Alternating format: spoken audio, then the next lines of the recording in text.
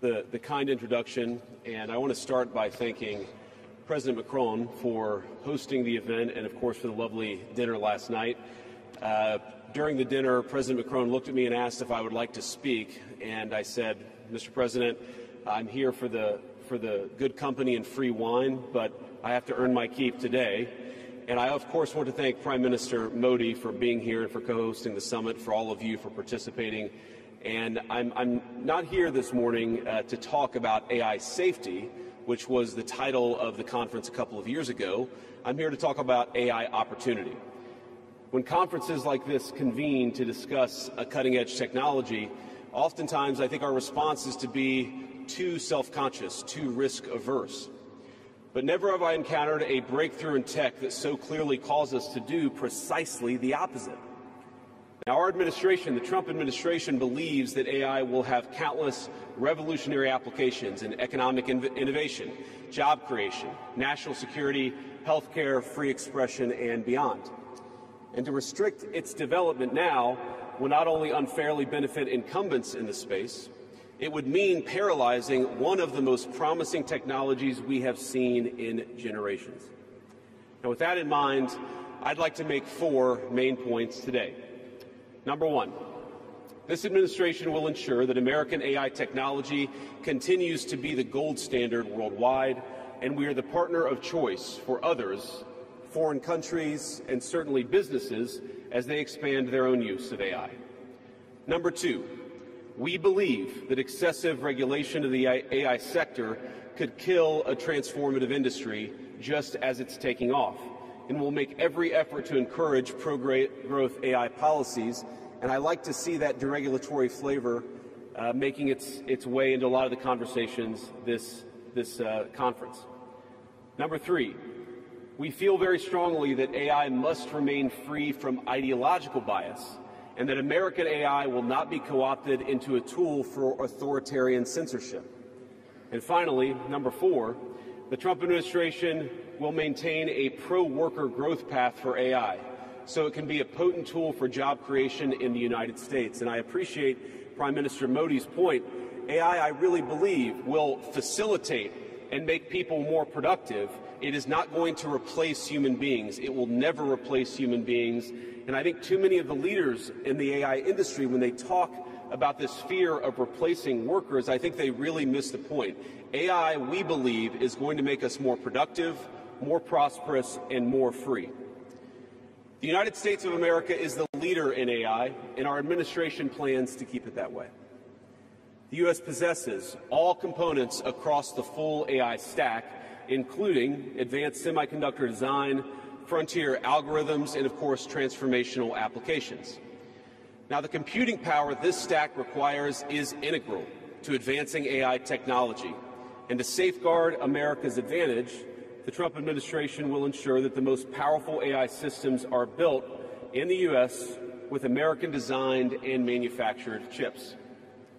Now, just because we're the leader doesn't mean we want to or need to go it alone, of course. And let me be emphatic about this point. America wants to partner with all of you. And we want to embark on the AI revolution before us with a spirit of openness and collaboration. But to create that kind of trust, we need international regulatory regimes that fosters the creation of AI technology rather than strangles it. And we need our European friends in particular to look to this new frontier with optimism rather than trepidation. Now, the development of cutting-edge AI in the U.S. is no accident. By preserving an open regulatory environment, we've encouraged American innovators to experiment and to make unparalleled R&D investments. Of the $700 billion, give or take, that's estimated to be spent on AI in 2028, over half of it will likely be invested in the United States of America. Now, this administration will not be the one to snuff out the startups and the grad students producing some of the most groundbreaking applications of artificial intelligence. Instead, our laws will keep big tech, little tech, and all other developers on a level playing field. Now, with the President's recent executive order on AI, we're developing an AI action plan that avoids an overly precautionary regulatory regime while ensuring that all Americans benefit from the technology and its transformative potential. Now, we invite your countries to work with us and to follow that model if it makes sense for your nations. However, the Trump administration is troubled by reports that some foreign governments are considering tightening the screws on U.S. tech companies with international footprints. Now, America cannot and will not accept that, and we think it's a terrible mistake, not just for the United States of America, but for your own countries.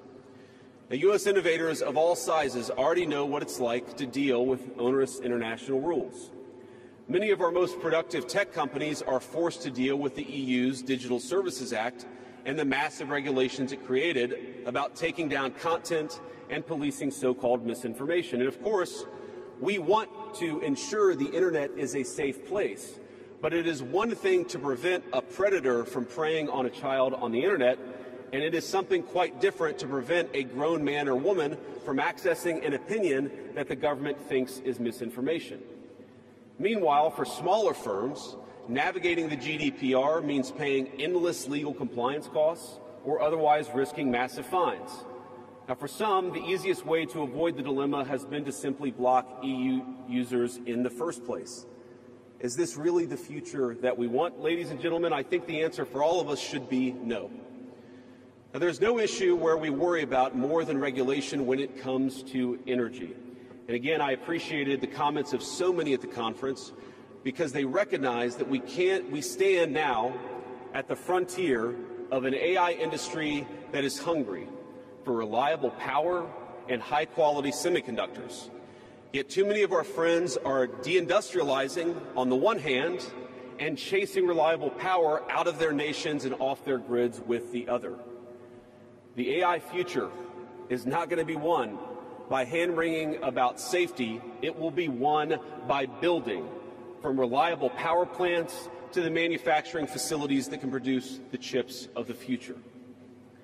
Now, at a personal level, what excites me most about AI is that it is grounded in the real and the physical economy. The success of the sector isn't just a matter of smart people sitting in front of a computer screen and coding. It depends on those who work with their hands, even as robotics will change our factories. It will certainly make our healthcare providers better at treating diseases, but it will also depend on the data produced by those healthcare providers, by those doctors and nurses.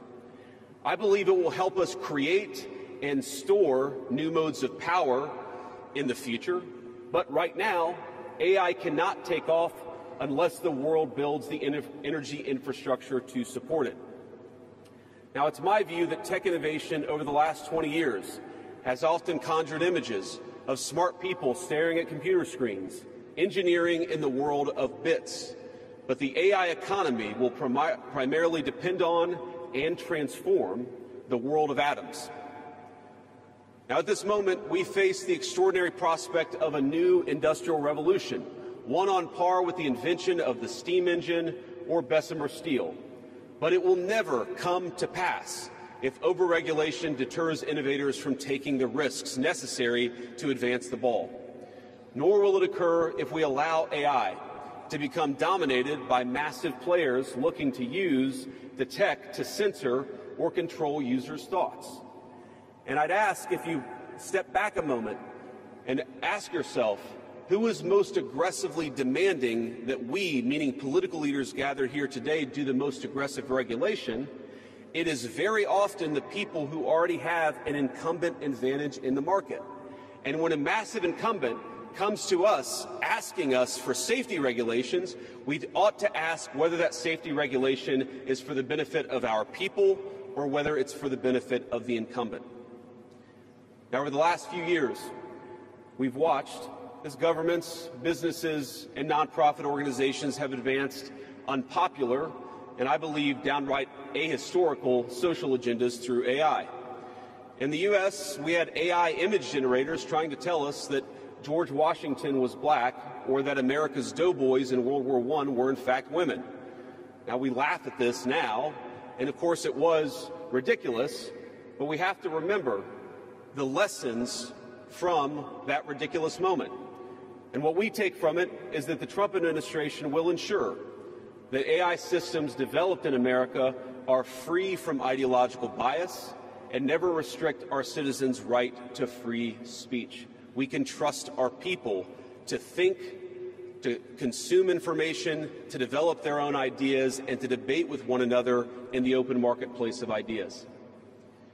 Now, we've also watched as hostile foreign adversaries have weaponized AI software to rewrite history, surveil users, and censor speech. This is hardly new, of course. As they do with other tech, some authoritarian regimes have stolen and used AI to strengthen their military, intelligence, and surveillance capabilities, capture foreign data, and create propaganda to undermine other nations' national security. I want to be clear. This administration will block such efforts, full stop. We will safeguard American AI and chip technologies from theft and misuse, work with our allies and partners to strengthen and extend these protections, and close pathways to adversaries attaining AI capabilities that threaten all of our people. And I would also remind our international friends here today that partnering with such regimes, it never pays off in the long term.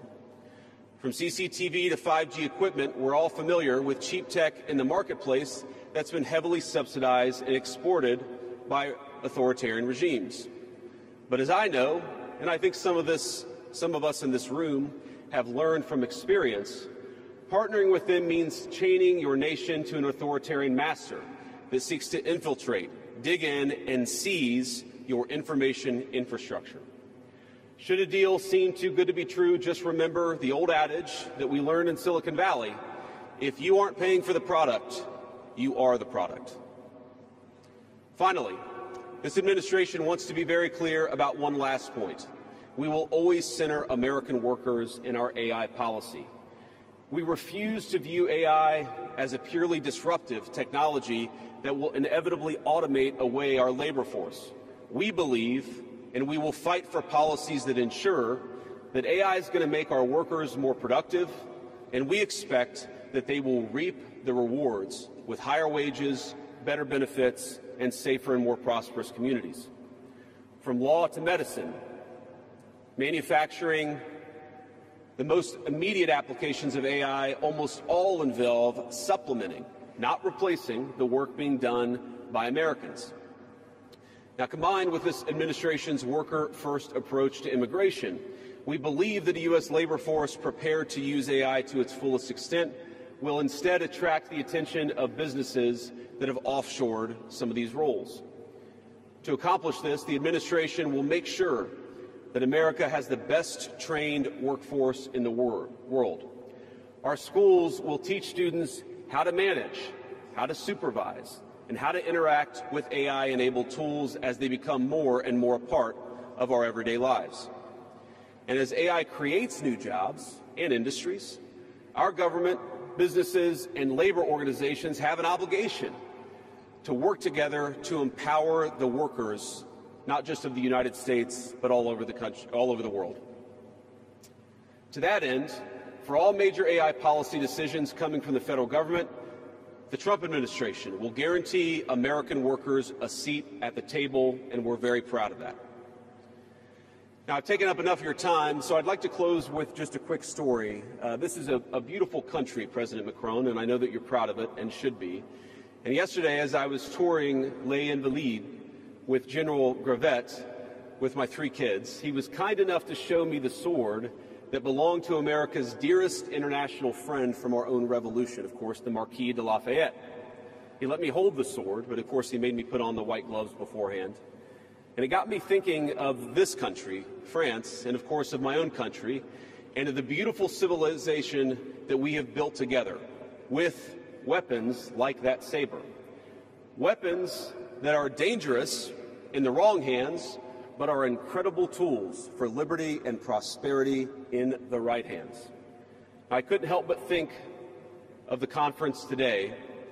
If we choose the wrong approach on other things that could be conceived of as dangerous, things like AI, and choose to hold ourselves back, it will alter not only our GDP or the stock market, but the very future of the project that Lafayette and the American founders set off to create. Now, this doesn't mean, of course, that all concerns about safety go out the window, but focus matters. And we must focus now on the opportunity to catch lightning in a bottle, unleash our most brilliant innovators, and use AI to improve the well-being of our nations and their peoples. With great confidence, I can say it is an opportunity that the Trump administration will not squander. And we hope everyone convened here today feels exactly the same. Thank you, and God bless you all.